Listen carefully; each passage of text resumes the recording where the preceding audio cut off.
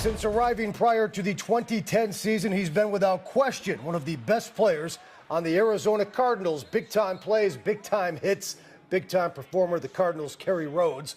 With us here tonight in studio. There he is, KERRY. A pretty good introduction. Hello. Right? I am here. You know, we'll talk some Cardinals in a second, but nobody has a better offseason in the NFL than you do. What's been going on? Maybe hanging out with Channing Tatum? Michael Phelps, Halle Berry. What do you got going so far? Out of all those you named, Halle Berry was the best one. I mean, the other guys are just friends, but yeah, Halle will be a nice offseason. No, but it's been great, man. Just having time, relaxing to myself, kick back, and get away from, you know, the season that we just had, which was tough. So just to get away has been great so far. You got any travel plans coming up? Yeah, I just got I've taken 2 already. I went to the Dominican for a little while, and I went to the Bahamas for a little while, and that's where I was with Michael. And what you alluded to earlier, yes, Michael. Yes. So just kicked it back a little bit, and now I'm just relaxing here a little bit. Well, KERRY, obviously some Cardinal news since you guys dispersed. Bruce Arians, the new head football coach, taking over for Ken Whisenhunt. Let me ask you, what have you heard about Bruce Arians as a head coach from any of your NFL peers? Have you heard much at all? Well, you know what? I haven't heard much at all. I mean, I'm just getting back into the fray. I mean, I've been gone, and when I'm leave, I tend to cut my phone off and not listen to anything. So, got back and heard the news, and you know, I've heard good things about Bruce, and haven't really talked to him yet, but I've heard good things, all good things so far. You know, KERRY, you brought up a good point. The public has a perception that maybe NFL players are kind of in the loop and they kind of know what's going on. When you guys go through something like this, are you finding out, like the rest of us, who's a candidate, who's going to be hired, who ultimately gets hired? Yeah, for the most part. I mean, with so much social media and other outlets finding out stuff before you do as a player, you just kind of tend to sit back and just try to wait to hear it out, because you hear so many different things and so many different people have the right answer and know what's going on. So for us, we just sit back and we take it in just like the normal person. Hey, Todd Bowles, your new defensive coordinator. We were talking before the show here tonight. You don't actually know a whole lot about him. No, don't know a lot at all. Well, okay, let me take that the other way of the question then. When you don't know a lot about a guy, how does that affect your offseason? What do you need to do maybe this offseason as compared to knowing the system going into camp? Well, it's always tough when you go through changes. You have to, especially for a defense, the way we played last year as a defensive unit.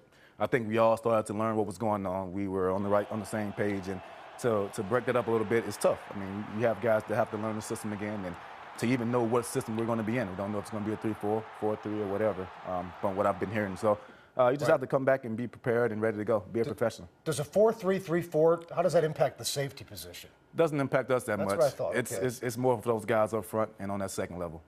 The departure of Ray Horton, I want to ask you about that. Your thoughts, a player's perspective on losing a guy that, you know, it appeared to us was doing a pretty good job with that defense. Yeah, losing Ray is tough. I mean, to be honest, he was my right-hand man. I mean, I went to him for a lot. I love him. I mean, he's a guy that got the best out of his players and got us to play well, even though we were struggling down the stretch as a team. And you know, as an offense, they had their troubles. But for us, we tried to come out and perform every week. And he did a good job of getting us ready to go. So he's somebody that's going to be missed. And like I said, he's going to be a head coach somewhere, and he's going to have that chance. So, hey, KERRY, you guys as a defense all said the right things going down the stretch. But let me just ask you now that we're a few weeks away from it, looking back, is it fair to say, at least to some degree, that the offensive struggles by season's end took its toll on the disposition of the defense? Well, it didn't take its toll on us, because for us, we just had to come out and perform for ourselves as a unit. I mean, we played for the team, which is, you know, the ultimate goal to do and come out and do it and to come at it that way. But for us, we just wanted to come out and stay solid on our end. I mean, we wanted to be where there could not be any fingers pointed or any blame put on us. So we just try to come out and be consistent and be professional about it the whole time. Have you thought about maybe life without Adrian Wilson? Obviously, there's some uncertainty there. And you guys, I mean, best safety tandem in the league. Many have thought over the past couple of years. Yeah, it's going to be tough, man. This league is tough. It always changes. And, I mean, just like you saw the coaches being changed around a little bit, same can happen for the players. And for him, a guy like Adrian, that's, you know, a very prideful guy and been a very good teammate of mine since I've been here. It'll be tough, but, you know, I mean, for me, I can't really comment on it, but I know he'll be ready to go and have a chance to do something if he's here or if he's not here. And what about you? How's that contract extension coming along? I will put you on the spot. I didn't think I was going to ask you that. No, but people want you back. Is there any? I know you're not going to give me the details, but is there anything to kind of add to report at this point? I mean, it's nothing to report right now. Okay. Like I said, right now I'm just Nothing to report, like you're yeah, a like reporter. I'm part of this process. But no, it's just one of those things where we're sitting back and seeing what's going on. We just got a couple of big hires that just happened as far as our staff goes, and GM got a new GM, so he's got a lot of things to mull around and worry about besides just my thing. So we'll see what's going on. Kerry, I got one more tough question for you. The Darnell Dockett incident at the end of the season. We're not going to revisit that. Obviously, what happened at the Jets game. We don't need to revisit what happened or why it happened. But here's the way I want to ask you this question. Is there any amount of healing that needs to be done between you and Darnell in the offseason and training camp? Or it is what it is, and that's that, and you don't have to be best friends on the field to be successful? Yeah, you don't have to get along with everybody on the team. I mean, that's just part of the process. I mean, it's 53, 61 players on the team, and everybody has different personalities, and people get together and get along in different ways, in different aspects. So, I mean, if I'm with him and we're together, we'll be together and be fine. I mean, I haven't really even revisited that situation. So for me, it's water under the bridge, and I'm just I'm a professional. I get the job done, so that's what I'm about. So business as usual, come mini camps and OTAs and training camp. Yeah, no question. Before we take a break, there weren't many highlights this season, but I got to ask you about that game against the Philadelphia Eagles. Now, you've made big plays, you've picked off passes, you've scored touchdowns, but I don't think I've ever seen you be as physical in a single game. That was Ronnie Lott-esque. Yeah.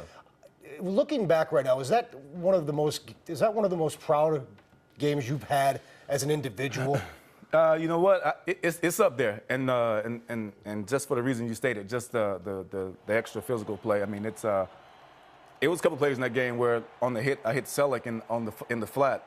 I probably could have picked the ball off, but I just let it go just to put my imprint on the game that way. And it was a very conscious effort that game as far as being physical because Adrian was out and I just wanted to show everybody that wouldn't be a problem. So, well, I one of the reasons why I really took enjoyment in watching that game is, Kerry, obviously when you left the Jets, there were innuendos and rumors and some not nice things said about your toughness as a football player, and I thought you kind of expunged a lot of doubts in that one single football game. That's why I thought maybe that was one of your more prouder moments on the football field. Yeah, it was up there. Like I said, I mean, it was a chance for us to come out and be physical, and that was part of our defense last year. We wanted to adopt be physical at all costs, and whoever's in the way, just give them a little pat and let them know you're there.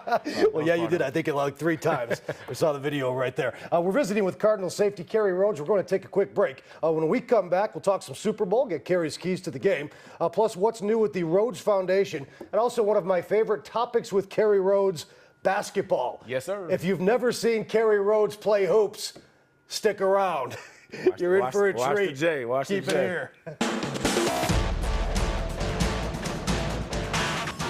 Well, we're back on the sports show. A lot of gold medals those two guys combined for. That's KERRY RHODES and Michael Phelps. Kerry, you tweeted this out the other day.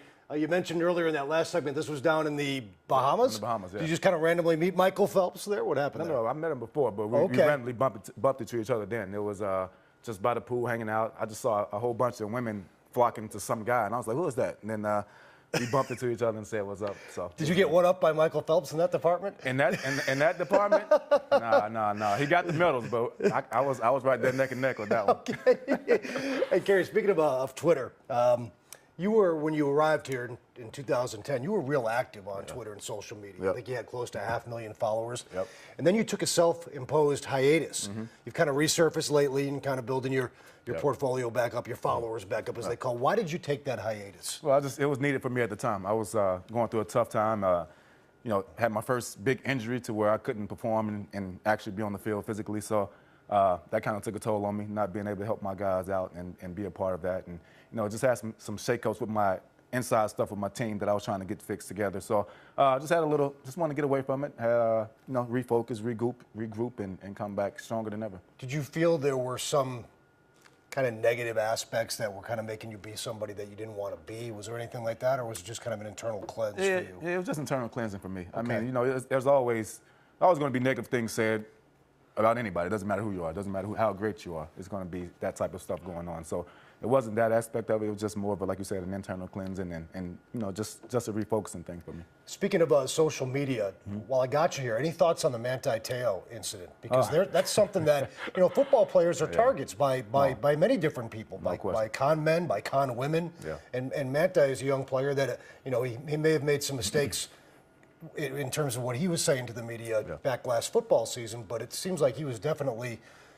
conned, duped. Oh, there's no question. I mean, it's one of those things that can happen all the time too, and it's pretty unfortunate for a young guy like that to fall victim to it so early. But it's also a good thing because now he'll come into this league knowing the pitfalls and knowing the dangers that are out there, and he'll be able to, kind of put those things to the side and keep himself close and keep a tight circle moving forward and not let that thing happen again.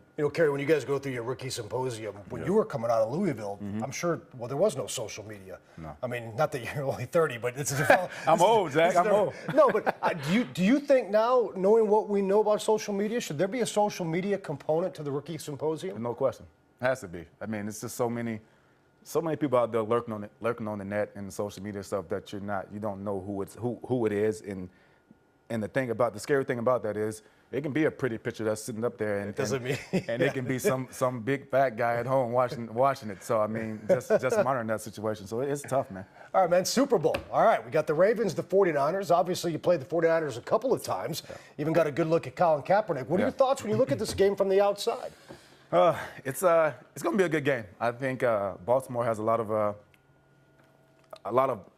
not even football-related stuff going on that's helping them win right now. That's driving them to win. I mean, they got the emotional stuff with Ray Lewis going on. You have the emergence of Flacco. I mean, in this postseason, he's been playing lights out. I mean, 8 touchdowns and 0 interceptions. So he's playing well, and just a lot of stories going on. They also got a story with O.J. Brigance that's a lot of people that don't know about. He was an ex-football player for those guys, special teamer, and he's going through a devastating disease right now, to where he's limited to a wheelchair, and he's been an inspiration too. So a lot of people don't know that one, and they just have all that stuff working for them. But I think when it all comes down to it, San Fran's the better team, and they have more. Think so? They have more athletes and with the emergence of Colin Kaepernick playing so well, it's going to be tough for him. You know what? And a lot of people think that obviously they're favored in Las Vegas, but at the same time, I mean, the Ravens went to Denver and beat Peyton Manning, and they went to Foxborough and beat Tom Brady. Yet they're the underdogs. Yeah. They would appear to. No, I think that suits them right. Okay. But I also think that they're going to use that for their advantage as well. That's why it's going to be closer than a lot of people do think it will be. Kerry, when you face a guy like Kaepernick, running that spread offense, the read option or zone read, whatever you want to call it, how does that change game preparation for a defense? How does it change X's and O's? It's just an added piece of thing you got to work on during the week, and it's similar to the Wildcat when they got his first start. Okay. I mean, it's just something that drives coaches crazy because it's not the normal game plan. It's just something that you have to deal with extra. I mean, and coaches don't mind doing extra, but it's just a pain. It's a pain to have to deviate from what you're used to and doing different things like that. Ed Reed calls you and says, "Kerry, what do I do with Kaepernick?" What do you tell him? Well, with him, you just have to you got to stay back though. I mean, everybody want to come up and try to stop him in the run. Okay. But he's also adept at beating you in the air. I mean, the guy can throw the ball 1,000 miles per hour, so he can get the ball down the field and make plays, and I think that's what separates him from a lot of the running quarterbacks now. And your prediction is? My prediction is, even though I hate to say it right now, because they're an NFC West foe opponent, I just see San Fran winning it, and it's going to hurt me when they win it. I'll cry, but I'll celebrate because I picked it right. Okay. Kerry, you've always been heavily involved in the community, even when you were playing for the Jets. Yeah. Clearly, you've done that here. The Rhodes Foundation is something. You just don't tack your name on it and get a tax break. I mean, you are really involved with this thing. No question. What is happening right now? What's coming up? What do you got going? First of all, let me thank you for always being a supporter. Oh, you're welcome. You always come out and help me out with it, so I appreciate that. You're welcome. But right now, we're kicking it back off. I had a couple of changes, like I said, inside my camp. So we got my new PR company out in L.A., Eileen Koch out there in L.A. that's helping with everything, and we're getting it going. We have a big foundation black tie dinner coming up in May in New York, and then we're also going to do a couple of softball games, probably here and in LA too. So we got some big things on the horizons, and trying to get these kids educated, man. Get these kids some scholarships to college, and help them out, because there's never enough help that can be out there for them. And Kerry, the money that's raised, you probably spread it out a little bit. Yep. But do you have one kind of a charity that you like, or that's a pet cause, if you will?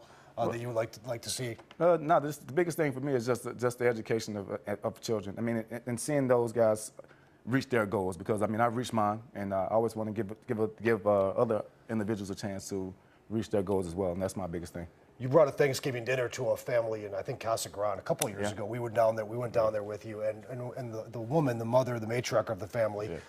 one of the things she said to me about you was, I don't know if you actually even heard this, she goes, he was raised very, very well. I always thought that was a heck of a compliment, not only to you, but really to your parents. No yeah, I mean, obviously they got to be pretty proud of what. Yeah, I hope so. I hope I do them proud. That's my mission every day, to make those guys proud, no question. What about a charity basketball game? Are you getting too old for those now? Yeah, man, I gotta keep these knees iced up and ready to go for the season. Right now, basketball games, not too many. They're far and few in between. You know, Kerry, you were on 2010, and I found this video. And I want to play it in case, I figured enough time has gone by that we can probably show it again. KERRY Rhodes is a fantastic basketball player. Now, I don't know where this was taken, because This is in New Jersey. This is probably back in 08, 09. This is a couple years ago. I was very spry right here. But look at this. You can knock down the jumper. I mean, you can defend. You get in the passing lanes. You can distribute. You can distribute with your left hand, which not a lot of guys playing in the NBA can do. Yeah. But in all seriousness, how much basketball do you get to play? Because I mean, we all grew up doing it. We love it, but when you get older, it's tougher. Not a lot. You're right. I mean, I remember when I was younger, I was playing against older guys. I would see older guys on the sideline stretching and warming up with their sweats on, getting ready to play a pickup game. And you're like, and I'm laughing like, look at him. Yeah, that's me now. That's you now. I'm that guy stretching with my sweats on and my headband and doing all kinds of stuff. So yeah. I believe you told me, joking about being old, actually, I think your freshman year, Denny Crum was still at Louisville. Yeah. Wasn't there some talk about you walking on, or did you walk on? Yeah, I did. I practiced with the team my freshman year and played around a little bit with those guys, and was actually going to go on and play full time, but the coaching change came with Rick Pitino, and then I didn't know how he was going to feel about me, so I just kind of stuck with football. Do you ever wonder? Obviously, you made a good choice. You're a professional football player and a Pro Bowl caliber safety. But do you ever wonder if you pursued basketball full time? There's no question. No question. I do. I think I played the other day, recently, and a guy was like, "Yeah, you can go out and get a 10-day contract for the Suns right now." I said, "Sign me up. I'm there. I'll go out there and play." So. I still get compliments on it, so I'm still okay. Well, yeah, a lot of NFL guys think they can play, but from what I just saw, definitely, have you ever played against Te'o? I have played against Te'o. Yeah. Now who's got a better game? Yeah, he can't. I know you do. No. All right, man. We appreciate it, KERRY Rhodes. Enjoy your off season. Always great to talk to you. No Always great when you come by and Thanks make time for us and keep us posted on all that good foundation stuff. We'll be there and help you out and get that exposure. All right, KERRY Rhodes is here. We'll take a quick break. When we come back, we'll talk some more basketball. How about ASU knocking off UCLA by 18 on Saturday? We'll hear from the Sun Devils when we come back.